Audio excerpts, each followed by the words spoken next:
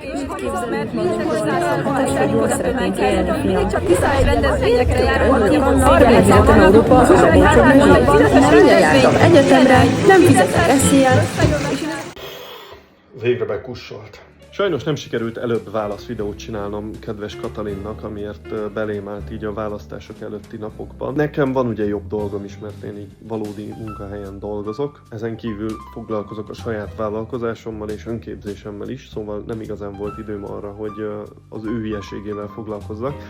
De szeretnék szólni mindenkinek, hogy menjetek el szavazni 2 nap múlva, már csak azért is, hogy az ilyen undorító fideszes propagandistákat egy kicsit lehúzhassuk a WC-n végre.